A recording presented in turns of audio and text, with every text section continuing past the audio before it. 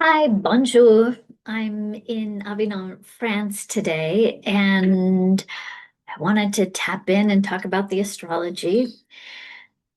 My time in France, by the way, has just been amazing. I did a workshop in Cluny just last weekend, and I met some people that really blew my mind. So I'm having this internal reorganization of my cosmology. I feel like my ideas and thoughts about what was real are getting reconfigured. And I imagine that's happening for a lot of you, whether you're at home or wherever you are at this moment, because in between eclipses is that kind of moment where one thing is getting disassembled from the lunar eclipse. And we're getting ready for something new. And so first we have to kind of look at the old paradigms and ideas and things that we believe and the constructs in our life. And so those are getting dismantled right now from the lunar eclipse, which I got to see when I was in Cluny. We just had this spectacular view of the kind of glowy kind of moon rising, and then a very clear night. And the conversations that I had, I was getting really educated in geopolitics in a way that was extremely different from my ideas. And so I'm still digesting those. I'm not ready to talk about that yet until I digest them, probably after the solar eclipse. But for now, just know that the things that I've written in my book, the Pluto cycle, still is deep in me, is still kind of following the trajectory because we can see that not just in my own little world, but in the world at large, there are major disruptions. In France, the government collapsed, which is a different thing than what we usually think of when we think of collapse. This has happened, I think, 5 times in the most recent Macron presidency. People in France are not happy about this new prime minister, so there's big demonstrations. I'm in Avignon, which is kind of more of a, it's down in the south of France, and it's more of a tourist, I think, kind of place. Lots of artists. But there was a really big demonstration like 2 days after the eclipse where I couldn't believe how many people were marching. It was more of a procession. There was one snare drummer, there was some chanting, very, very peaceful. So I know there was a transportation disruption here. There's protests, boycotts, things like that that are happening in France right now. Nothing that I'm experiencing is too disruptive. So, and I know that in the States, there's been an assassination, and that looks like that's all over the news. And I think this kind of deeper conversation is starting to happen around, well, what is real? What is really going on in the world? So let's just I'm gonna just bring up the lunar eclipse chart so that we can remember that from September 7th. And let's just see if I can get this a little clearer.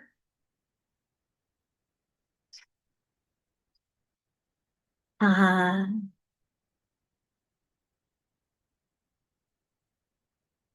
well, this will have to do. I think you can see this clearly. And and this was for where I was. Sorry, everyone. But the sun and the moon, it was total 15 degrees, mid degrees of Pisces, Virgo, middle degrees are where the signs exhibit their most intense kind of typical behavior. So Pisces at 15 degrees, Pisces is more likely to be the things you associate with Pisces: kind, compassionate, empathetic, flaky, poor boundaries, dissolving into the oneness, lost, confused. These are kind of the associations with Pisces, but also spiritual. Virgo is present, really intense in the moment, and also focused in a way that sometimes can be picky or concrete or determined.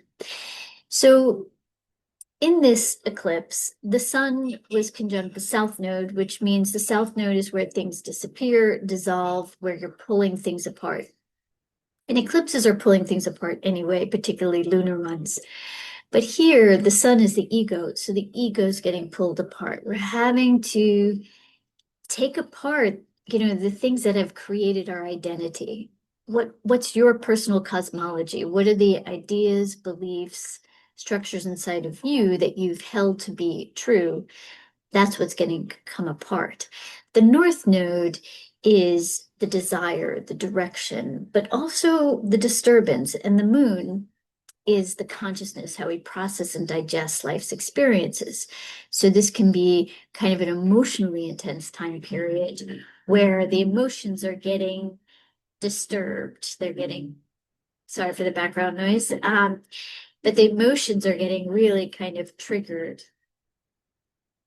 So that's the eclipse that we're really presencing right now. But when we get to the solar eclipse, which I've done for Tel Aviv, now it was for Paris, France.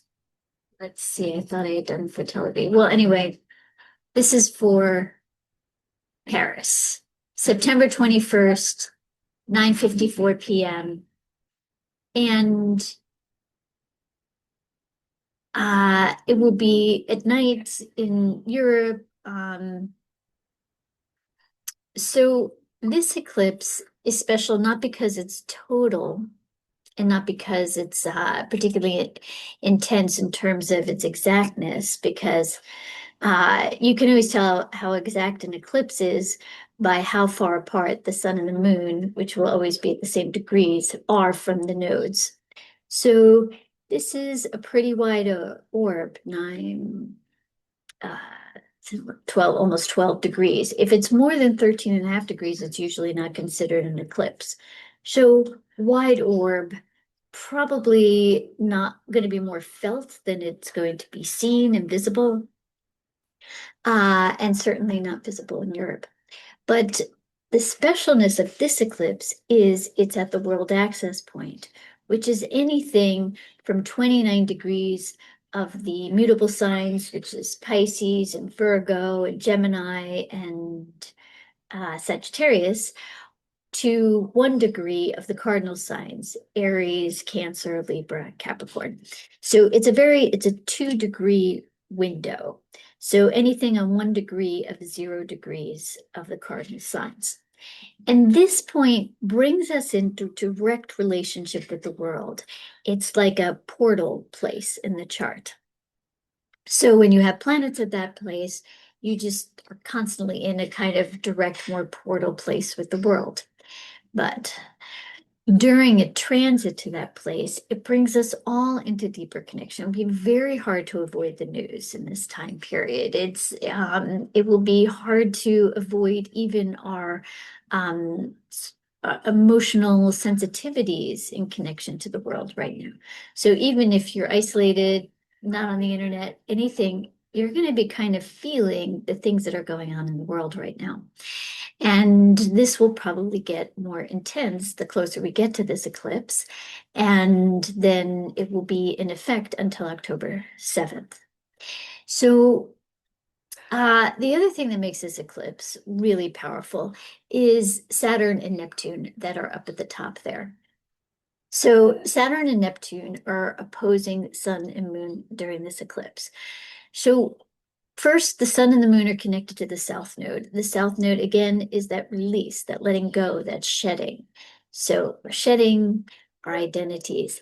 And what we're getting called into, the north node, what's kind of moving us forward, is this new paradigm, which is being initiated by Saturn and Neptune as they move into Aries.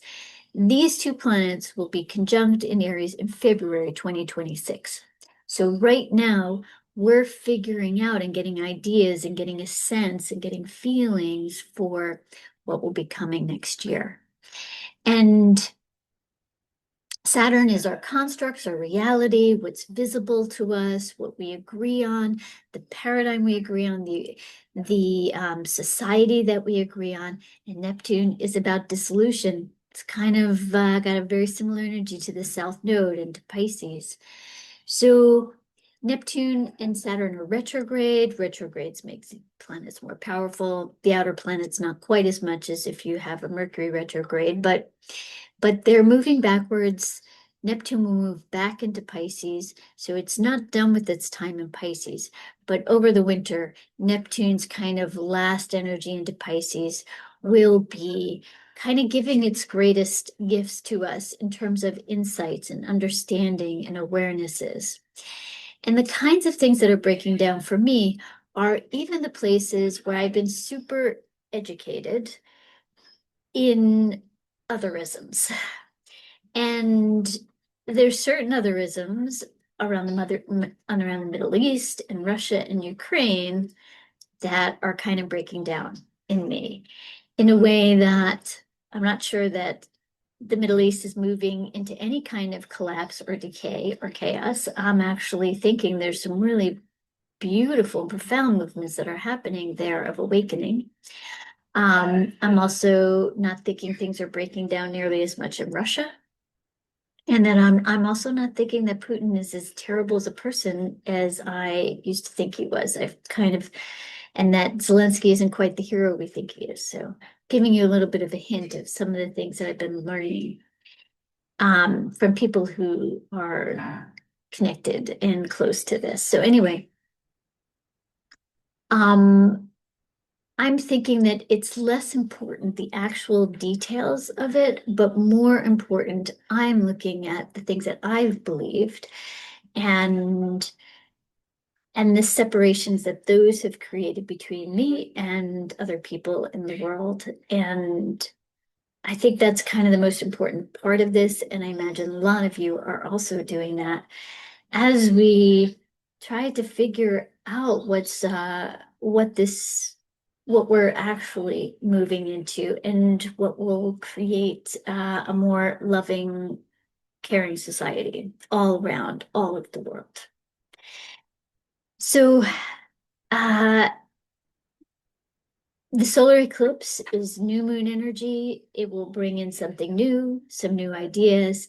It is connected to the South Node, so I still think we're dealing a bit with the past, particularly until the next eclipse cycle, which will be in February of 2026. So let's look at the end of the eclipse time and this full moon, and this is the chart that I did for Tel Aviv. So the lunar eclipse, the full moon, this full moon marks the end of the eclipse season. And I think this is particularly significant because it will be the 2-year anniversary of the attacks from Hamas into Israel and the beginning of a huge amount of instability, even though the instability was already there. But there was something that moment, and regardless of whatever happened on that day and what's happened since, we're presencing this moment, October 7th, that comes up over and over again. And the more things come up, the more they kind of seep into our cosmology. So we have this date, October 7th. It's really kind of interesting to me that it is a full moon and it is marking the end of the major eclipse time. Now, when it comes to eclipses, the effects of the eclipses are usually felt 2 weeks before and 2 weeks till 2 weeks after. So it's usually a 6-week window. But there's a lot of people who connect to the window extending another 4 weeks on either side. So then that would be like almost a 14-week window of time for eclipses. I think that if we're going to see the effects of something, seeing, 14 weeks, twice a year, it's 28 weeks. That's That's a lot of time. So that means we're in eclipse time all the time.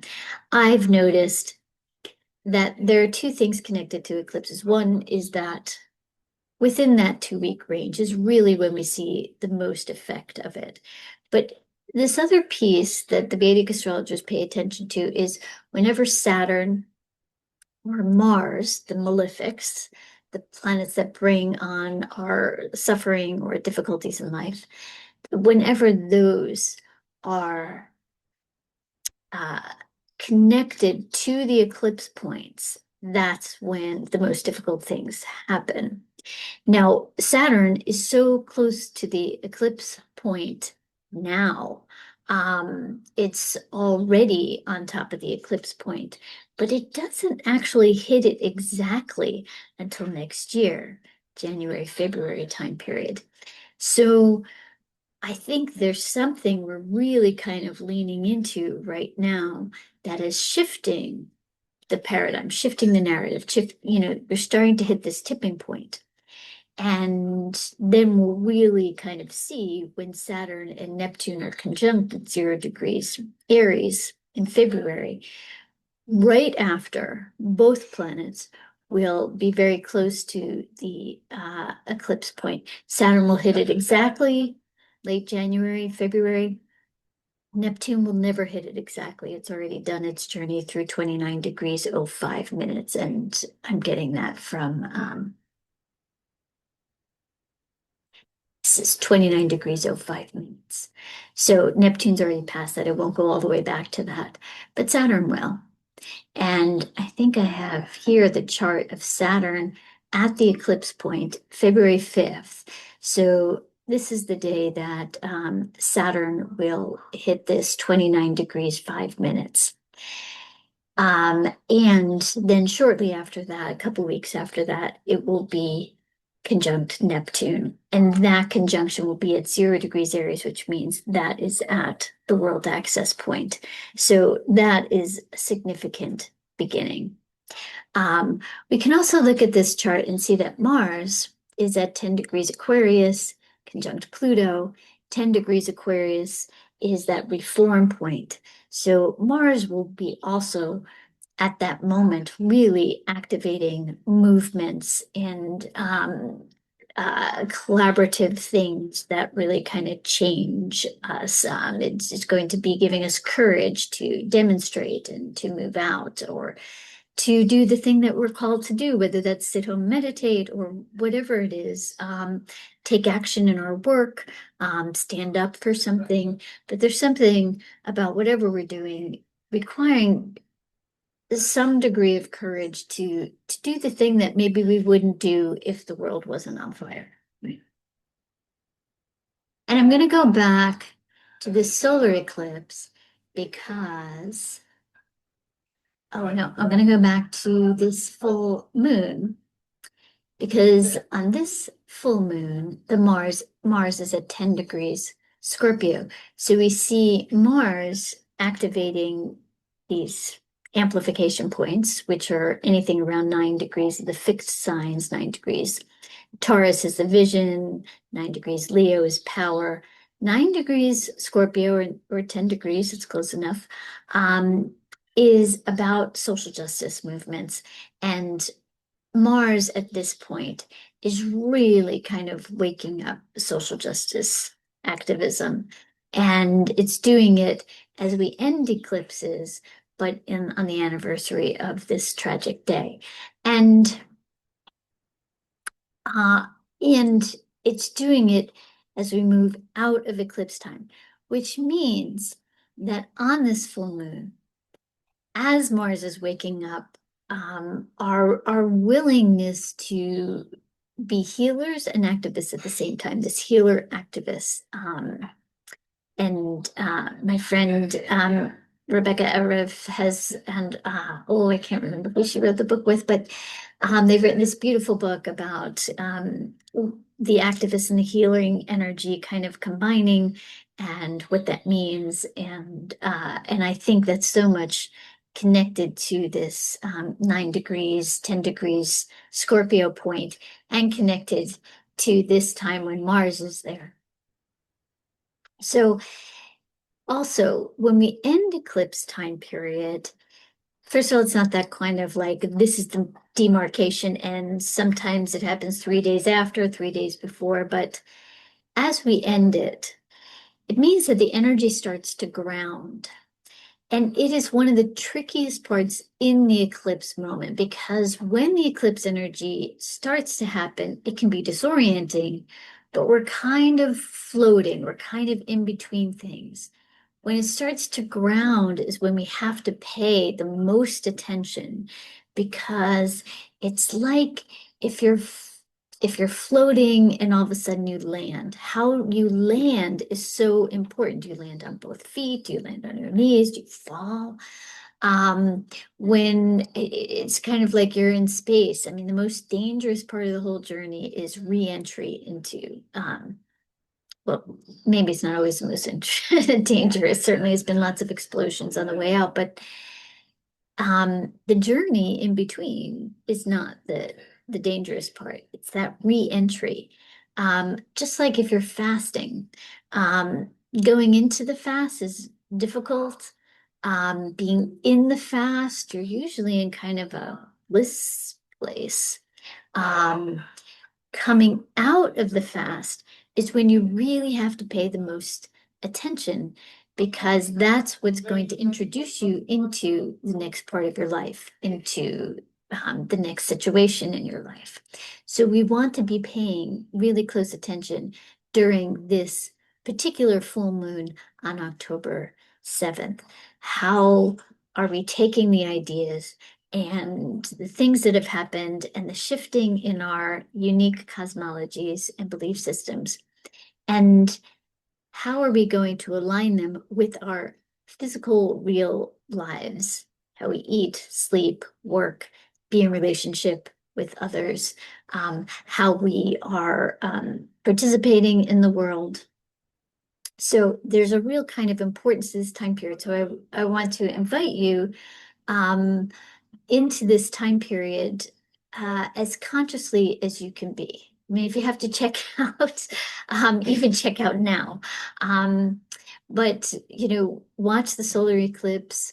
There can be a lot of magic that happens with it. We may see kind of mind-blowing things happen over the next 2 weeks. We may just kind of really, really be surprised at the turning of things and what we learn and see. Um, the other thing I wanted to bring up is that this full moon in Tel Aviv, and the reason why I brought this chart up is not because Tel Aviv is important in this or more important. It might be, but there's all kinds of places in the world where things are changing, Nepal and obviously Ukraine and Russia, France. But because you can see that this full moon happens at sunrise. And when things happen at sunrise and sunset, they become more potent, whether you can see them or not. So this full moon means that if you're up in the Middle East during this time period, the moon will be very, very bright, but it's setting. The sun will still be out. And um, I mean, sorry, the sun will be just about to rise. So if you get up early on this day, then you will see a really extraordinary full moon setting as the sun is rising.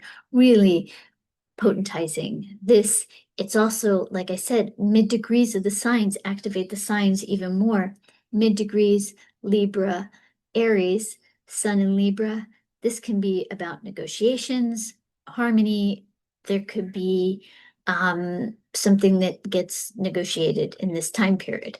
The moon in Aries is not necessarily about more violence. It's much more about new ideas and something really breaking through. And so there could be a major breakthrough moment, probably sometime between the solar eclipse and October 7th.